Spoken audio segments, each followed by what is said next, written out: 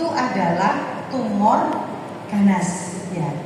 Jadi tumor itu ada dua, bisa jinak, bisa ganas. Nah, tumor itu apa? Tumor itu benjolan yang tidak normal pada seorang wanita. Jadi kalau semisal payudara itu benjolan, tapi dia normal ada. Tapi kalau ada benjolan di payudara, itu baru namanya tumor. Kalau dia menjadi ganas, itu baru namanya kanker. Jadi kanker sama tumor itu agak sedikit beda, karena tumor itu bisa jinak, bisa ganas. Tetapi kalau yang tumor ganas baru dikatakan kanker.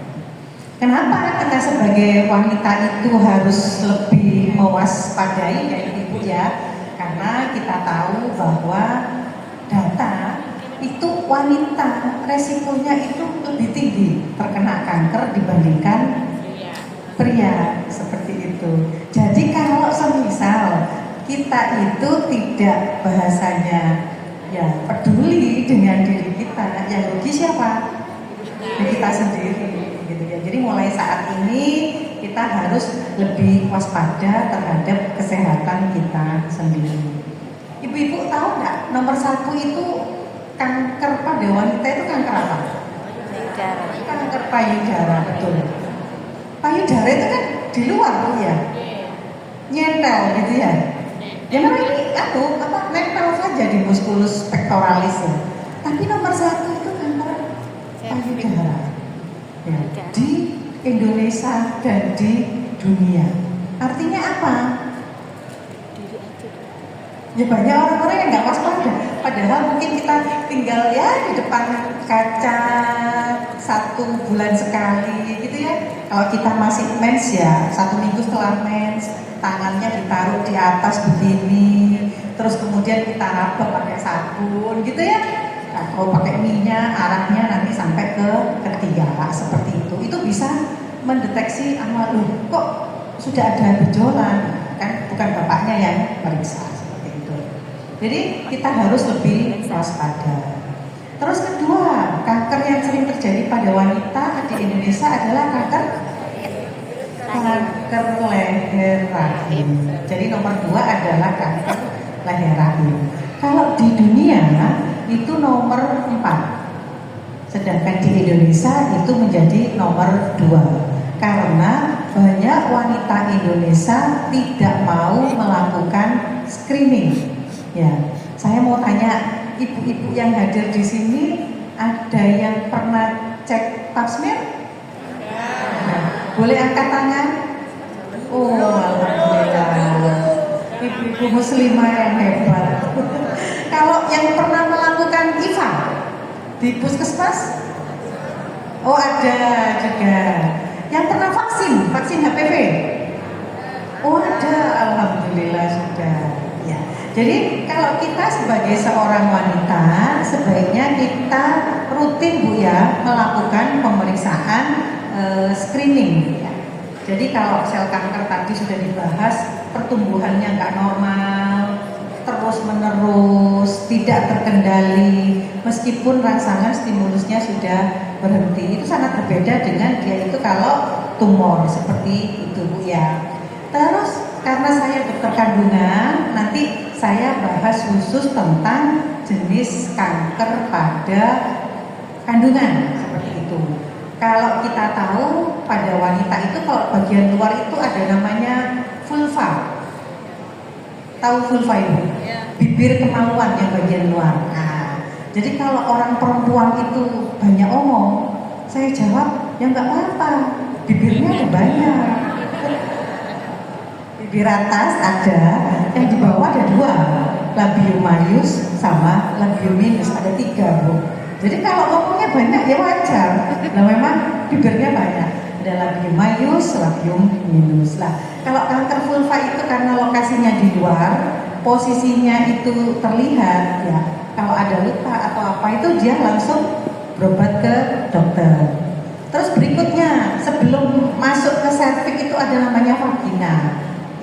Kalau orang kontak seksual itu masuk ke vagina, itu juga ada namanya kanker vagina, tetapi kejadiannya juga sangat jarang. Agak masuk lagi ke dalam ada namanya kanker serviks. Saya mohon maaf ya, gambarnya ini tidak bisa di slideshow kan karena konektornya tidak sama. Terus kemudian kalau kanker serviks ini adalah kanker nomor 2 di Indonesia setelah kanker payudara. Kanker ini bisa dicegah. Kenapa kok bisa dicegah? Penyebabnya diketahui. Penyebabnya apa? Virus HPV. Yang kedua, ada vaksinasinya. Tadi sudah ada yang vaksin. Yang ketiga, ada screeningnya. Screeningnya itu apa? Screeningnya itu bisa dengan tadi IVA, bisa dengan pap smear, bisa dengan HPV DNA. Terus untuk menjadi kanker leher rahim itu pertumbuhannya cukup panjang. Artinya tidak ada orang itu tiba-tiba kena kanker leher rahim. Tapi ada namanya fase yang disebut dengan fase lesi prakanker. Ya. Jadi kalau seorang wanita kena kanker leher rahim atau kanker serviks itu rugi. Ruginya kenapa, Bu? Bisa dicegah. Kenapa kok bisa dicegah?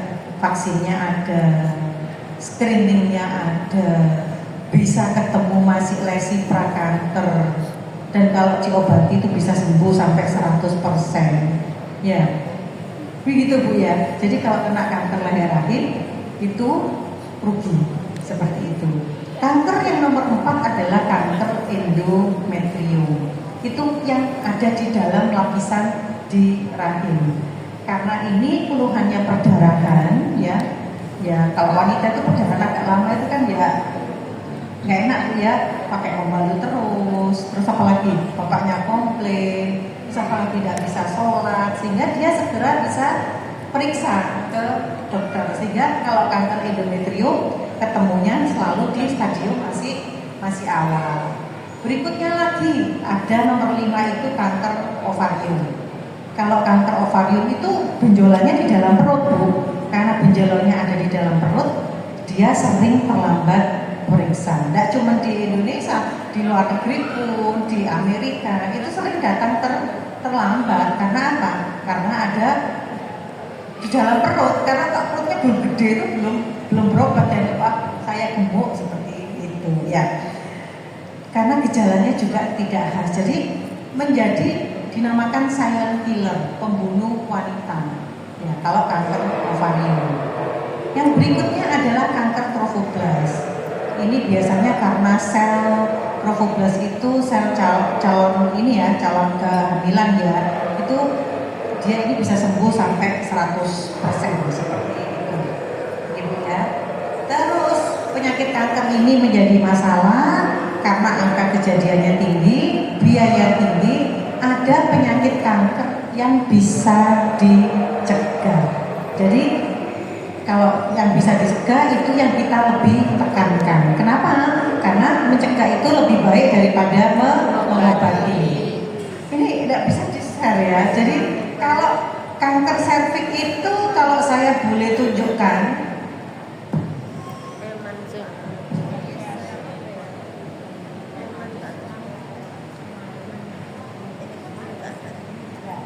seperti ini Bu ya. Jadi kalau masih belum kanker itu masih dia bagus ya. Tapi kalau ini sudah, nah itu ada luka di serviks. Karena ada luka seperti ini, dia keluarnya apa?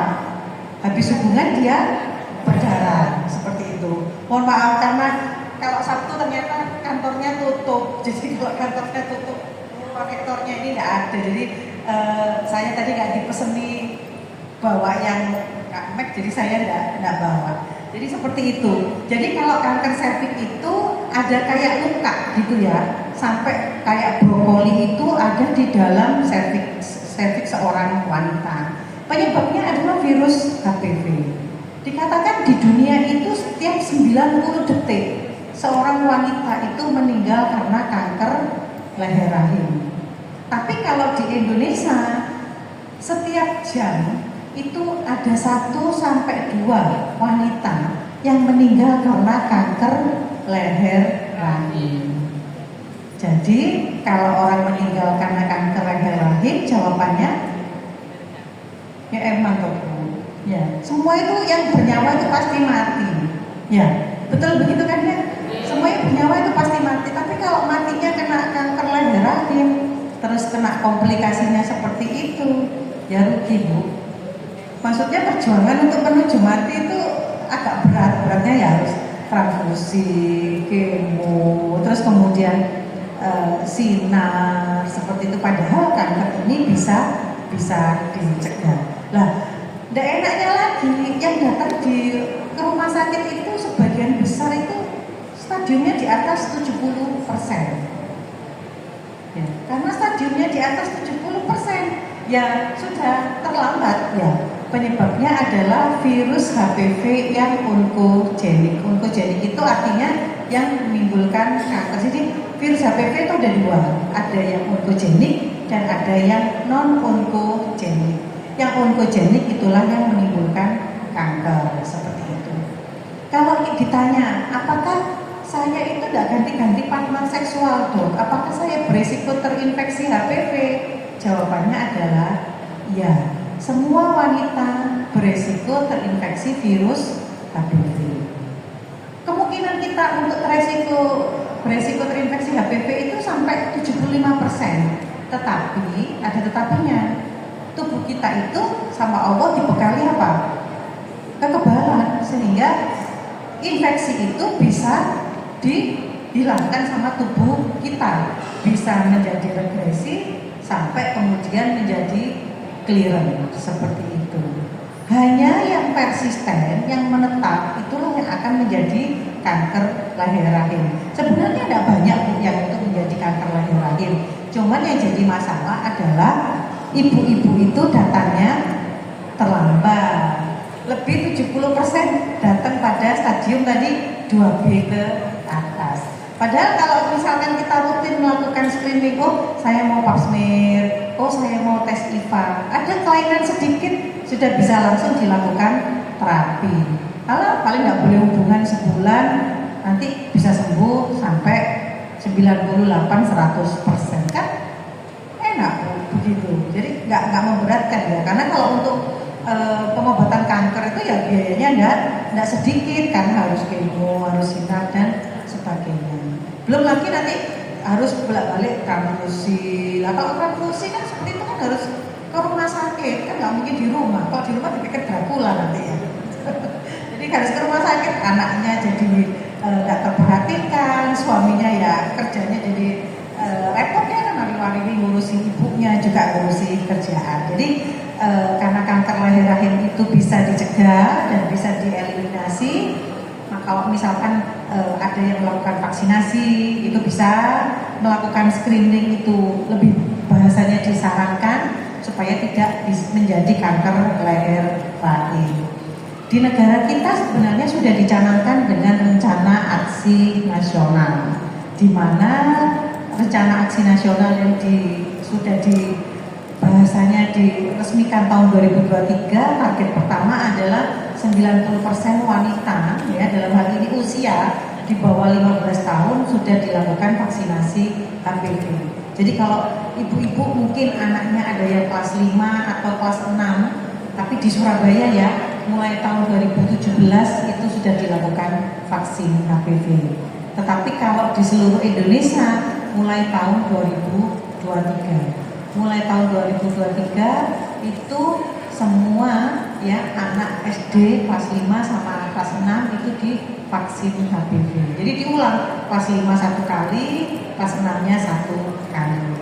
Nah, target kita sampai 2030 nanti adalah 75% wanita usia 30 sampai 69 tahun dilakukan screening dengan menggunakan HPV DNA. Jadi nanti kalau jenengan dapat panggilan dari puskesmas entah tahun depan, entah tahun 2029, entah 2030, oh dipanggil untuk Bu Yuli misalnya, dipanggil untuk melakukan screening HPV, ibu berangkat. Karena kenapa? Kalau dulu kan kita pakai IVA, ya, terus ada pap smear. Lah ini dari WHO kan menyarankan menggunakan namanya HPV DNA test. Nah, kalau jenengan nanti dipanggil dari pihak puskesmas untuk melakukan screening dengan HPV DNA test, jenengan berangkat saja. Karena kalau semisal kita kerjakan sekarang, ya misalkan di mana, di rumah sakit dan sebagainya, itu bayarnya 1 jutaan. Seperti itu. Kenapa kok dunia ini beralih dari IVA, Pap smear ke HPV DNA test? Karena sensitivitasnya cukup tinggi, dikatakan hampir 100%. Jadi kalau saya HPV DNA-nya negatif, saya perlu ulang. Ya, kalau ibu itu kemarin ulang Pap smear setahun sekali. Ya, kalau pakai HPV DNA test kita ulangnya 5 tahun sampai 10 tahun sekali. Nanti ini menjadi kewajiban buat wanita di Indonesia. Tapi programnya sampai 2030. Seperti itu ya Bu ya. Karena kenapa? Jadi kalau jangan sampai nanti di Jawa Timur atau mungkin di Surabaya ibu-ibu muslimahnya nggak ada yang mau cek untuk lihat cerviknya. Padahal kalau itu negatif, ya saya sementara aman 5 sampai 10 tahun ke depan. Seperti itu Bu ya. Jadi jangan sampai menolak karena apa? Enggak, saya nggak mau diperiksa, malu. Enggak, saya nggak mau diperiksa karena saya nggak mau ketahuan ada sakitnya. Begitu ya. Padahal kalau kita itu ketahuan ada sakit, stadiumnya masih awal, maka kemungkinan untuk sembuhnya akan semakin tinggi. Ya. Jadi sangat rugi kalau kita menolak. Jadi yang pertama tadi program vaksinasi melalui bulan imunisasi anak sekolah. Yang berikutnya adalah program screening. Program screening tadi ya sudah ada IVA. Kalau ditanya program screeningnya apa? Ada IVA, ada Pap smear, dan ada juga apa? IVA, Pap smear, dan ada HPV DNA test. Seperti itu ya. Terus kemudian kalau kita lihat yang berikutnya yang saya bahas, kanker ovarium. Kalau kanker ovarium itu tidak ada gejala khas ya. Keluhannya biasanya cuman enggak enak perut saya, sebab rasanya penuh seperti itu. Terus enak gitu ya, berat badan turun. Nah, tidak ada deteksi dini kalau pada kanker ovarium, sehingga datanya mesti terlambat. Terus kemudian kalau kita lihat apa yang harus kita waspadai pada kanker ovarium, ada 6 faktor resiko. Yang pertama, kita pernah memiliki riwayat kista atau kista endometriosis. Itu resiko kita itu ada, tapi untuk menjadi kanker itu kecil, cuma 1,8%. Kita memiliki riwayat keluarga dengan kanker ovarium atau kanker payudara. Nah, kalau ditanya apakah tadi kanker serviks itu menurun, jawaban saya tidak. Penyebabnya virus HPV. Kalau ditanya apakah kanker payudara, kanker ovarium itu bisa menurun, jawabannya iya.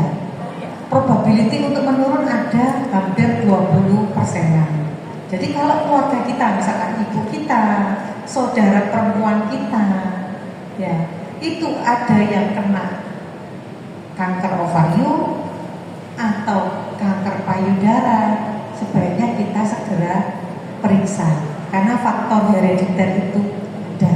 Seperti itu Bu ya. Jadi mungkin kalau nanti ada yang kita malah bisa cek mutasi ya, mutasi BRCA itu bisa. Mungkin kalau pernah tahu ada artis ya, tapi kita kok bahasnya artis. Apa namanya, Angelina Jolie itu? Nah, itu orang tuanya positif kena kanker ovarium. Dia cek namanya mutasi BRCA. Karena dia positif, dia anaknya sudah cukup, dia memutuskan melakukan angkat ovariumnya seperti itu. Jadi teknologi ke arah sana itu ada untuk mendeteksi apakah saya mempunyai bakat menurun atau tidak.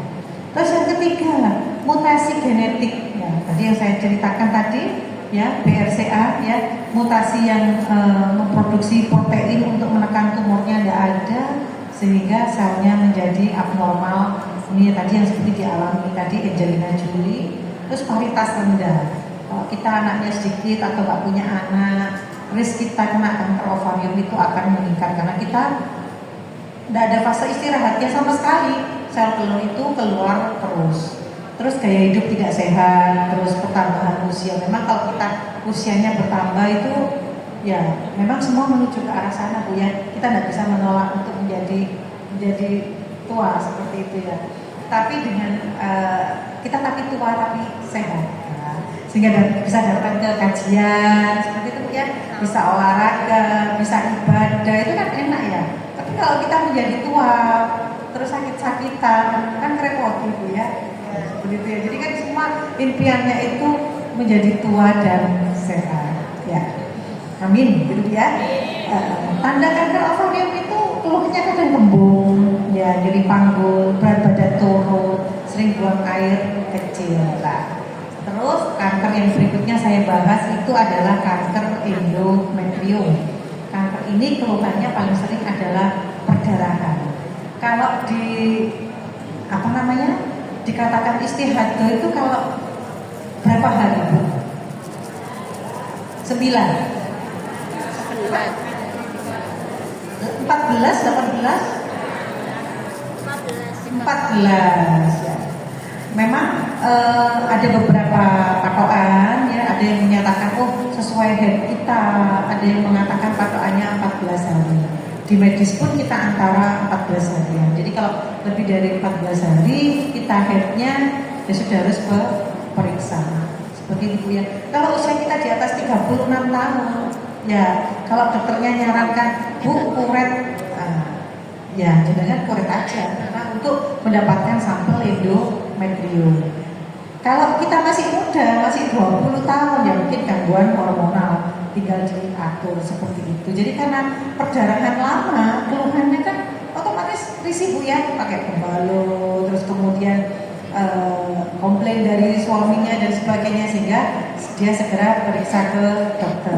Kemudian bisa dilakukan pengambilan sampelnya. Paling sering keluhan untuk pada kanker endometrium itu adalah usia. Kedua, kalau kita itu wanita gemuk, saya ini gemuk, jadi saya juga kadang udah khawatir kalau perdarahan agak lama dia segera periksa. Karena kalau kita gemuk, lemak bawah kulit itu bisa dirubah menjadi estrogen perifer. Kalau estrogen perifernya tinggi, otomatis endometriumnya akan tebal. Seperti itu ya. Kita punya diabetes seperti itu, punya PCO, itu beresiko untuk terjadinya kanker endometrium. Juga kita mungkin mensnya terlalu muda. Dok, saya itu mensnya mulai usia 10 tahun. Nah, satunya lagi menopausnya usia 55 tahun. Jadi kalau saya menopausnya makin mundur, mennya makin terlalu muda, resiko saya untuk kena kanker endometrium atau kanker payudara itu lebih tinggi, seperti itu ya. Dan jangan kita lupakan faktor hereditary itu juga ada, faktor penurun yang disebut dengan hereditary non polyposis ini tadi Bu ya, colorectal cancer. Screening untuk kanker endometrium tidak efektif, tapi karena keluhannya perdarahan lama, seringkali segera berobat. Kalau kita sudah menopause itu dikatakan menopause kalau berapa lama enggak men? 1 tahun. Jadi kalau saya usia 50, saya sudah 1 tahun enggak head, berarti saya sudah menopause. Dok, saya itu sudah 2 tahun enggak head. Ini kok keluar darah Dok ya? Wajar enggak? Enggak wajar. Saya sudah melakukan pap smear Dok. Oh, berarti serviknya aman, tapi yang di dalam rahim kita belum tahu. Oh ya, mari Bu kita cek pakai USG transvaginal. Diceklah pakai USG transvaginal. Dengan USG transvaginal itu kenapa? Nanti kita bisa tahu endometriumnya itu tebal atau tipis. Kalau tebal jadinya pasti disuruh kuret. Kalau nggak kuret nggak bisa Bu, kita tahu itu ada kelainan atau tidak. Jadi dengan adanya tadi kita mengetahui, oh ini kanker, akhirnya harus angkat kandungan dan sebagainya, itu bisa dikerjakan. Seperti itu Bu ya. Jadi kalau penyakit kanker itu kalau diketahuinya lebih awal, maka angka harapan hidupnya akan lebih lebih bagus. Jadi kalau semisal kita wanita kena kanker itu ngitungnya namanya 5-year survival rate, angka ketahanan hidup 5 tahun. Jadi yang kena kanker itu dihitung saya. Yang stadiumnya 3, yang bertahan hidup 5 tahun cuma 30 orang dari 100. Oh berarti 5-year survival rate-nya 30%. Tapi ya itu hitungan kita ya secara ilmiah. Tapi yang nggak sakit kanker itu yang mati nanti itu juga ada Bu. Misalkan kita seperti itu ya. Lagi sepedaan jatuh ya bisa juga. Namanya umur ya. Kalau malaikatnya sudah nempel, sudah malaikat pencabut nyawanya itu sudah, walaupun kita mungkin sudah operasi plastik ya, malaikatnya nggak keliru Bu. Atau mungkin nggak kenal ya, dicabut orang lain. Terus kedua, kalau stadiumnya ketemunya makin awal, itu angka harapan hidupnya itu di atas 90%. Jadi dari saya sekian, nanti saya buka forum tanya jawab ya. Ini langsung atau pakai moderator? Monggo,